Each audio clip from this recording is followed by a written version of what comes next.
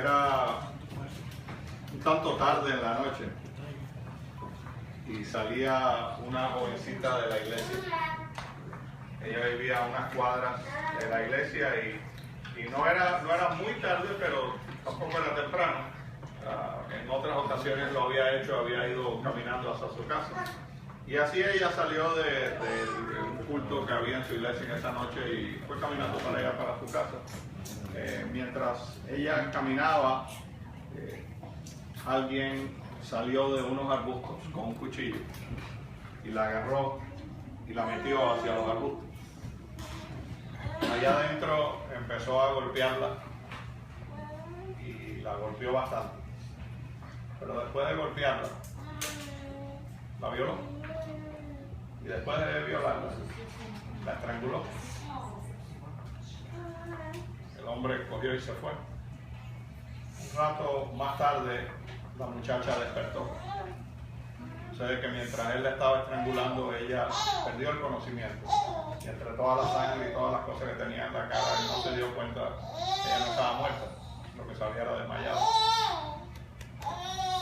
Pudo en alguna forma levantarse y ir prácticamente gateando hacia la primera casa más cercana y allí tocó la puerta.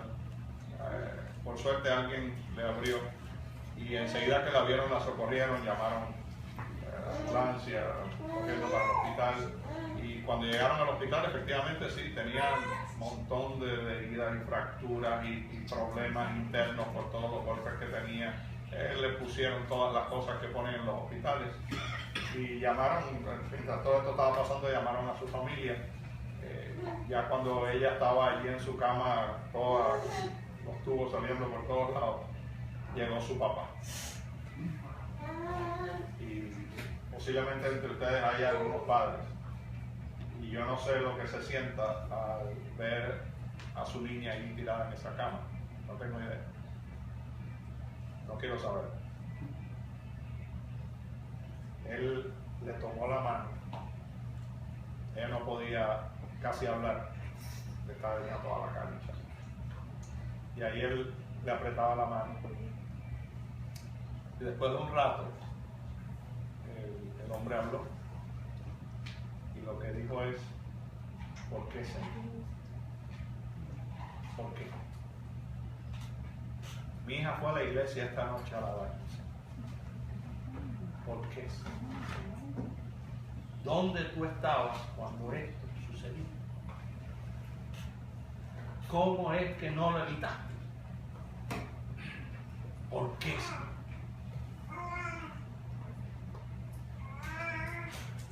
Jesús estaba allí en la cruz y el impacto de el daño físico y espiritual lo estaban matando esencialmente. Tenía que luchar para respirar. Yo no sé si alguno de ustedes ha luchado para respirar alguna vez, si se han estado ahogando o han estado en algún lugar, pero el solo luchar para poder respirar es angustioso. Te hace todavía que te falte más el aire. Y él tenía que luchar para poder respirar, porque esencialmente la crucifixión no mata a nadie en forma rápida, te va matando poco a poco. Cuando todas tus facultades van desfalleciéndose, ya entonces el cuerpo, el peso del cuerpo va cayendo, pierdes la habilidad de poder mantenerte erecto y entonces vas cayendo sobre tu peso y esencialmente tú mismo te estás ahogando porque ya no puedes respirar. Es por eso que a veces tenían que partirle las piernas a los crucificados. No era porque querían hacerle más daño, aunque posiblemente los soldados se gozaban en esas cosas, pero más bien era porque no era fuera de lo común ver una persona que estuviera 3 días vivo crucificado. Y entonces cuando estaban un poco apurados le rompían las piernas, entonces ya al romperle las piernas ya ahora sí no tiene forma de poder mantenerte y caes, entonces te vas a morir. Y Jesús estaba allí entre momento y momento respirando y mirando hacia el frente, así como estoy yo hoy. Una de las tantas cosas que vio allí fue a su madre. irá allí, posiblemente llorando, junto con Juan. Y Jesús en ese momento se dirige a ella y le dice: madre, ahí tienes tu hijo. Hijo, ahí tienes tu madre. Posiblemente desde el punto de vista de María, esto no es lo que ella esperaba. Habían pasado 33 años, quizás un poquito más, 33 y un piquito, de un evento que cambió la vida de ella. Un ángel se le apareció y le habló. Acompáñenme si tienen su Biblia, y si no, no hay problema, yo voy a leer un poquito. Lucas capítulo 1. Lucas capítulo 1, versículos 26 al 28. Y si van a repartir una Biblia, pues espero un segundo.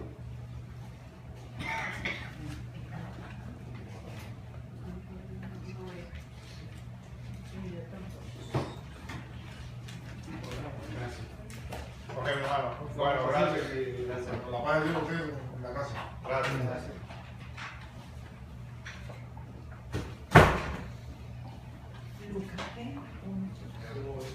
Bien, nos vamos a Lucas capítulo 1, 26. Y vamos a leer hasta el versículo 28 ahora. Y entrando el ángel en donde ella estaba, dijo: salve, muy favorecida, el Señor es contigo, bendita tú entre las mujeres. ¿Qué estaba pasando? El ángel Gabriel se le había aparecido a María para darle un anuncio. Y el anuncio es: tú eres muy favorecida entre todas las mujeres. Tú eres especial entre todas las mujeres. Algo grande que ninguna otra mujer ha tenido en el mundo lo vas a tener tú. Muy favorecida eres. Versículo 29. Mas ella, cuando lo vio, se turbó por sus palabras y pensaba: ¿qué saludo sería este? Entonces el ángel le dijo: María, no temas, porque has hallado gracia delante de Dios. Y ahora concebirás en tu vientre y darás a luz un hijo, y llamarás su nombre Jesús. Este será grande y será llamado Hijo del Altísimo. Y el Señor Dios le dará el trono de David su padre, y reinará sobre la casa de Jacob para siempre, y su reino no tendrá fin. Entonces María dijo al ángel: ¿cómo será esto? Pues no conozco varón. El ángel había venido a hacerle un anuncio a María: muy favorecida eres. Tú has sido escogida para ser la madre de Jesús. Esencialmente habían pasado más de 1000 años desde que todas las madres, las mujeres en Israel, esperaban ser ella la madre del Mesías. Todas esperaban: ¿y seré yo? Porque ellas sabían que el Mesías iba a venir. Y entonces la gran interrogante para una mujer era: ¿y seré yo la madre del Mesías? Y habían pasado más de 1000 años que todas las jovencitas se preguntaban si ella sería la madre del Mesías. Bueno, había una jovencita aquí que ya no se lo iba a tener que preguntar, porque ella había sido escogida. Pero había un problema, y es que aunque ella ya se había comprometido para casarse, todavía no se había casado. Y el ángel le dice las cosas que van a suceder. Esencialmente estás en estado. Pero ¿cómo va a ser eso? Yo no he conocido varón. Efectivamente, ella era virgen, ella no había tenido relaciones con su esposo, a pesar de que todavía en aquellos tiempos, ya cuando se comprometían, se llamaban esposos. O sea, el compromiso se veía desde ese momento. Pero la ceremonia no se había hecho, no se habían casado. ¿Cómo será esto posible? De hecho, eso iba a traer un problema ahora en su matrimonio que no había ni siquiera comenzado. ¿Cómo va José mirar esto? Cuando José se entere que yo estoy en estado y José no ha estado conmigo, ¿qué va a pensar José? ¿Qué pensaría usted si su novia sale en estado y usted nunca ha estado con ella? Usted sabe lo que va a pensar. Yo mismo pensaría yo y pensaría el resto del mundo. Pero María, viendo ante aquella situación, ella pudiera haberle dicho al ángel, no, esto no puede ser. ¿Por qué no esperamos un poco más? Pero María había estado siempre al servicio de Dios. Y aunque ella no entendía y se sentía nerviosa por todo aquello que había pasado, y iba a entrar en una situación que ponía en grave peligro su matrimonio y su propia vida. Porque si alguien pensaba que ella había hecho algo que no debía haber hecho, podía ser hasta apedreada. José la abandonaba, la familia no la iba a recoger. Puede morirse o puede quizás tendría que dedicarse a ser prostituta entonces. Todas aquellas cosas corriendo en la mente de María, pero María estaba dispuesta, había sido escogida. Y aquel ángel, todas las cosas que le traía eran buenas. Todas las cosas que el ángel le decía eran algo, una cosa especial que había pasado en su vida. Vamos al capítulo 2, versículo 25. Quizás antes de leer ahí, pasamos por el nacimiento de Jesús. Muy favorecida eres, María. María se sentía favorecida. Mi hijo se sentará en el trono de David. Mi hijo será el que se sentará como Jacob. Ese será mi hijo. Efectivamente soy yo muy favorecida. Pasó el tiempo y ocurrieron unos eventos que leeremos ahora aquí en el capítulo 2, versículo 25 y en adelante. Y he aquí, había en Jerusalén un hombre llamado Simeón, y este hombre justo y piadoso esperaba la consolación de Israel, y el Espíritu Santo estaba sobre él. Y le había sido revelado por el Espíritu Santo que no vería la muerte antes que viese al ungido del Señor. Y movido por el Espíritu vino al templo, y cuando los padres del niño Jesús lo trajeron al templo para hacer por él conforme al rito de la ley, él le tomó en sus brazos y bendijo a Dios diciendo: ahora, Señor, despides a tu siervo en paz, conforme a tu palabra, porque han visto mis ojos tu salvación, la cual has preparado en presencia de todos los pueblos, luz para revelación a los gentiles y gloria a tu pueblo de Israel. ¿Qué habrá pensado María cuando estaba escuchando todas aquellas cosas? Ella sabía lo que estaba diciendo aquel hombre. Si efectivamente yo soy muy favorecida, el ángel vino a decírmelo. Es que no solo el ángel me lo dijo, cuando mi hijo nació, vinieron unos pastores y me lo dijeron, que los ángeles le habían hecho un anuncio a ellos, y aquí los pastores habían ido a verla para darle al anuncio de estos otros ángeles. Muy favorecida soy, yo soy la madre del Mesías. Y José y su madre estaban maravillados de todo lo que les decía a él. Y los bendijo Simeón y dijo a su madre María: he aquí, este está puesto para caída y para levantamiento de muchos en Israel, y para señal que será contradicha, y una espada traspasará tu misma alma, para que sean revelados los pensamientos de muchos corazones. ¿Cómo dice? Una espada va a traspasar mi alma. No, aquí no hay ninguna espada que pueda traspasar mi alma. Yo lo único que puedo ver es gozo delante de mí, porque yo tengo este lindo bebé aquí, que no es un bebé cualquiera. Este bebé es el Mesías, y tendrá en el trono, y se sentará en la casa, y será el dueño, y es el esperado, y es el cumplimiento de la profecía, y yo soy su mamá. Pasaron 33 años, un poco más, y ahora María se encontraba enfrente a su hijo. ¿Qué será ver a un hijo morir? Tampoco lo sé. Tampoco lo quiero saber. Porque es que Jesús, entendamos el concepto de quién era Jesús para María. Era aquel bebé que había salido de su vientre, que ella limpiaba, que ella cuidaba, que ella ayudó a caminar, que ella le ayudó a hablar, que ella le daba la comida.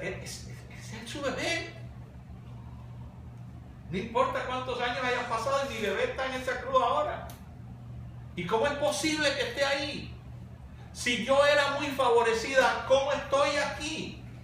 ¿Por qué estoy aquí? Y no sé, no tengo la menor idea, pero me atrevo a pensar que posiblemente María se haya hecho preguntas en aquel momento.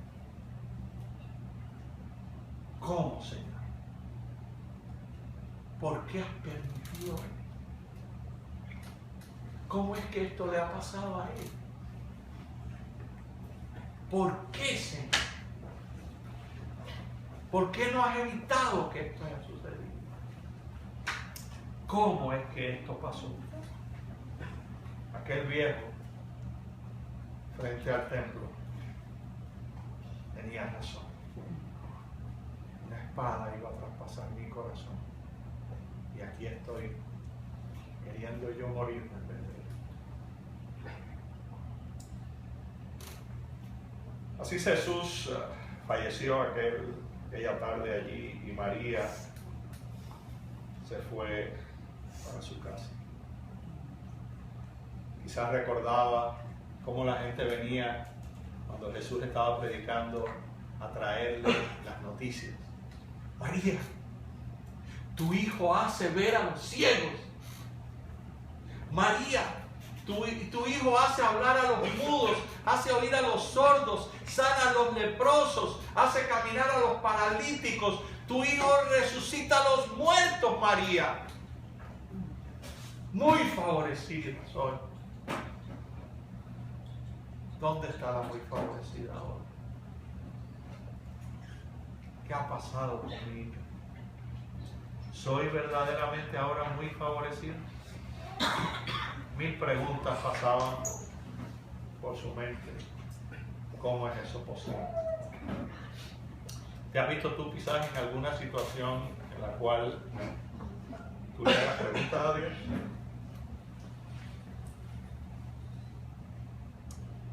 Anoche en la iglesia orábamos por una familia que acaba de perder a su hijo. Acabó ayer en un accidente de motocicleta. Había comprado su motocicleta, cumplía un mes con ella. Esta mañana me enseñaba a mi esposa la foto de él en Facebook con su motocicleta. Ayer murió. ¿Cómo estarán esos padres? ¿Cómo estará esa madre? ¿Cómo estará ese padre? Tantas cosas que le deben haber dicho a sus hijos. Su hijo en particular, yo presumo, no lo sé, no me atrevería ni a preguntarle cuando la vea, pero al mío yo le hubiera dicho 60 cosas para ver si pudiera haberlo parado de que no comprara la motocicleta. Por eso yo presumo que ellos deben haberle dicho cosas a él, y ahora veían esa realidad. ¿Has estado tú en alguna situación en la cual hayas cuestionado a Dios?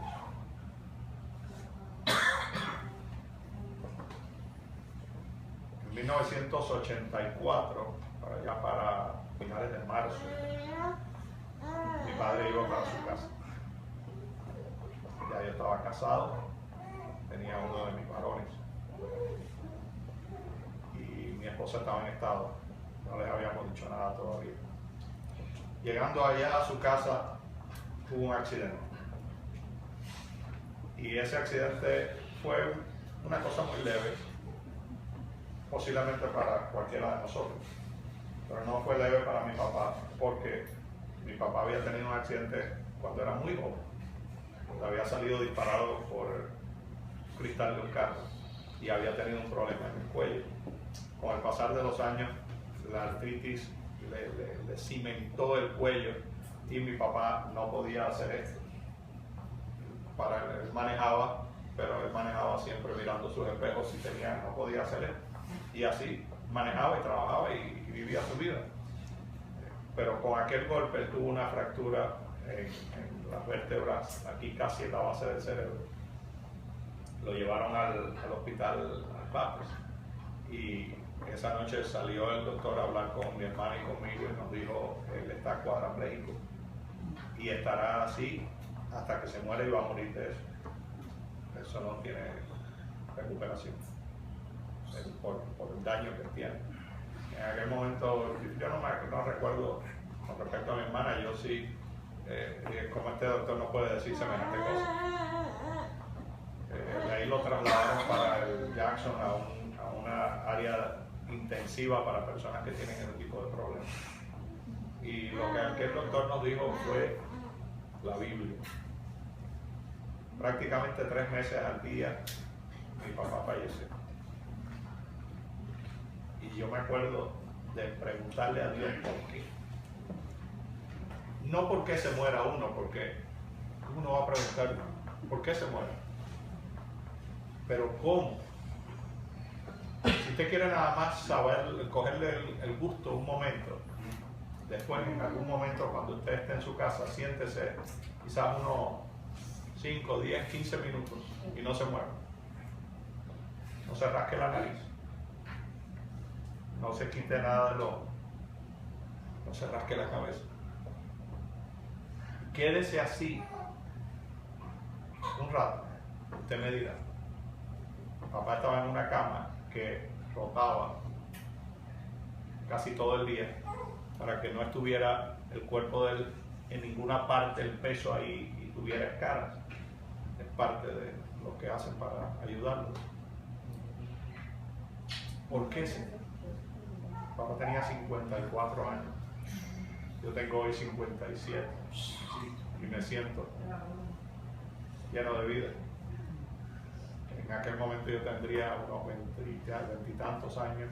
Y cuando uno tiene 20 y tantos años, 50 y pico lucen como más viejos. Pero ahora que uno está ahí, no parece tan viejo, ¿sabes? No parece tan viejo, ¿sabes? Y mi papá tenía 3 años menos de lo que tengo yo hoy. Nunca supo que mi esposa estaba en estado, no se lo dijimos para no añadirle a la tragedia que él ya estaba viviendo, el saber que no iba pues a poder jugar con ese otro nieto como jugó con el otro, que no iba, quizás no iba a verlo y efectivamente no alcanzó a verlo. 1000 cosas que no vio la boda de mi hermana, no vio 1000 cosas no vio. ¿Por qué, señor? Mi papá era un hombre bueno. ¿Por qué? Si tenía que descansar, yo entiendo, somos hijos de la muerte. Se muere y se murió. Pero 3 meses en una cama sin moverse. Una enfermera de esa unidad de Spinal Cord Injury un día salió a vernos a mi hermana y a mí, no a mi mamá, para decirnos, y esas enfermeras están trabajando con personas así todo el día. O sea, esas mujeres están ya curadas. Y esa enfermera le salió una lágrima de los ojos, diciéndonos que cuando nosotros llegamos, mi papá no podía hablar porque el daño en la espina había sido tan alto que ya llegó a perder aún la habilidad de respirar y por eso no podía hablar, tenía un ventilador. Pero de la mente tan claro como está usted y yo aquí, su mente totalmente clara. Y ella nos decía cómo él se sonreía cuando nosotros entrábamos, podíamos verlo por unos dos espacios de 15 minutos en el día. Cómo él se sonreía con nosotros y nosotros tratábamos de leerle los labios y papi aquí y allá. Pero cuando nos íbamos, ya él volvía a su estado y le pedía a la enfermera que lo mataran, que lo desconectaran, que lo dejaran morir. ¿Por qué? ¿Por qué? Quizás María hizo todas esas preguntas y algunas otras más. Y así se fue a su casa. Pero no pasaron muchos días antes de que vinieron corriendo a decirle: María, tu hijo vive. Tu hijo vive. ¿Cómo dice? María, tu hijo vive. Lo han visto, ha hablado, ha hecho grandes cosas ya. María, tu hijo vive. María había tenido fe en ese Dios que no había podido entender. Y ahora estaba recibiendo el regalo de la fe. Su hijo vivía. Muy conocida es María. En aquella cama de hospital, aquella joven que casi no podía hablar, escuchó a su padre cuestionar a Dios también. Y tuvo que hacer un esfuerzo muy grande para ella poder hablar y decirle a su padre: papi, Dios estaba conmigo. Yo sentía cuando me apretaba la mano. Él estaba. La fe de ella le había llegado a convencer de que Dios jamás la había abandonado. Aunque andes en valle de sombra de muerte, no temeré mal alguno, porque tú estarás conmigo. Amén. Dios no le ha prometido a nadie que no entrará en el valle de sombra de muerte. Y si tú esperas que porque has creído no vas a entrar ahí, quiero decirte en esta noche que eso no es así. Dios no le ha prometido a nadie que crea en Él que jamás tendrá un problema, que jamás lo botarán de su trabajo, que jamás su esposa le será infiel, que jamás sus hijos no se montarán en una motocicleta y se matarán. Dios no le ha prometido eso a nadie. Dios lo que le ha prometido a todos sus hijos es: aunque andes en valle de sombra de muerte, no estarás solo, porque yo voy a estar contigo. Amén. Y si tú alguna vez has estado en un valle de sombra de muerte, quiero decirte que Dios ha estado contigo. Amén. Y si en algún momento en el futuro entras en ese valle, quiero pedirte que extiendas tu brazo y tomes la mano de Dios que está ahí. Y puedas decir, igual que aquella joven: Dios estuvo conmigo. Dios estaba con él, estuvo con mi padre, estuvo conmigo, está con la familia de ese joven y ha estado contigo. Porque quiero decirte, mi hermano, que tú eres lo más precioso en el universo para Dios. Amén. El Dios que creó un universo tan vasto que la ciencia hoy no sabe hasta dónde llega. Ese Dios, lo más precioso que tiene en todo el universo, eres tú. No hay nada más precioso para él que eso. Y si tú eres padre, si no eres padre, quizás te va a tomar un poco de tiempo entender este concepto. Pero si tú eres padre, lo debes entender, porque lo más precioso que tú tienes son tus hijos. Y con ese amor que tú tienes por ellos, que es imperfecto, pero es inmensamente grande, ahora mira ese amor desde el punto de vista de alguien que es totalmente perfecto, cuyo amor es no sé cuántos millones de veces más poderoso que el tuyo. Y ese es el amor que Dios tiene por ti. Tú eres lo más precioso que Dios tiene en el universo. Por lo tanto, mi hermano, vengo a decirte en esta noche que no llores, o que no te entristezcas, porque tú eres muy favorecido. Amén. Tú eres muy favorecido, porque Jesús vino a morir por ti.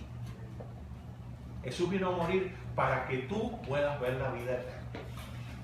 No vino a morir para que tú no pases por el valle de sombra de muerte, pero vino a morir para que tú, aunque pases por el valle de sombra de muerte, estés con Él y un día llegues a un lugar donde no habrá más valle de sombra de muerte.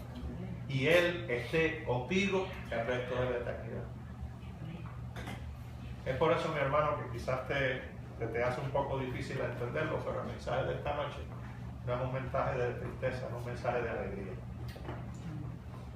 Porque tu Dios está contigo. Amén. Y lo único que Él quisiera es que tú tomaras su mano. Porque Él no va a luchar contigo para obligarte a que tú lo tomes. Él puede hacer eso, pero Él no lo va a hacer. Su amor le hace imposible imponer su presencia en ti. De la única forma que Él pone su presencia en ti es si tú se lo permites. Y para eso tú eres el dueño. En eso tú eres más poderoso que Dios. Él no abrirá la puerta de tu corazón jamás. he aquí que estoy a la puerta y llamo. Si alguno escucha mi voz y abre la puerta, yo entraré a él, cenaré con él y él conmigo. Y el Señor quiere entrar a tu corazón para cenar contigo. Amén. Es por eso que en esta noche el mensaje no es de tristeza, es de alegría. Porque vengo a decirte, muy favorecido eres. Bendito tú eres entre todas las criaturas del universo. Tu Dios está contigo. Acepta al Señor, ábrele tu corazón. Y así también tú podrás decir igual que María, sí, muy favorecida soy. Mi Dios está conmigo. Amén. Gracias, Padre, por una nueva oportunidad que nos has dado de reunirnos acá y de compartir tu palabra. Te ruego, Señor, que ahora al partir a nuestros hogares, tu presencia quede aquí en este hogar, así también en el hogar de cada uno de nosotros. Que tu presencia entre en nuestros corazones, Señor. Si aquí hay hijos tuyos que ya te han aceptado y dieron un día el paso del bautismo, amén, Padre Santo, retómalos esta noche. Si aquí entre nosotros hay algunos que quizás no lo haya dado, impresiónanos de manera que entendamos que ese paso tenemos que darnos nosotros. Tú no lo vas a dar por nosotros. Tú no nos vas a obligar a dar el paso. Es el paso de la fe. Lo tenemos que dar nosotros. Que podamos dar ese paso y podamos abrir nuestro corazón a ti. Para así poder decir a voz en cuello, muy favorecido soy.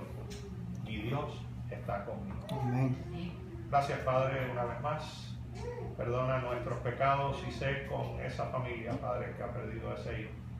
Que tú puedas visitar a esa madre, a ese padre, al resto de los familiares. Y les ayude, Señor, a entender que hay una nueva vida. Que todo aquel que haya cerrado sus ojos por la creencia en un Salvador, volverá a abrirlos para ir a morar contigo.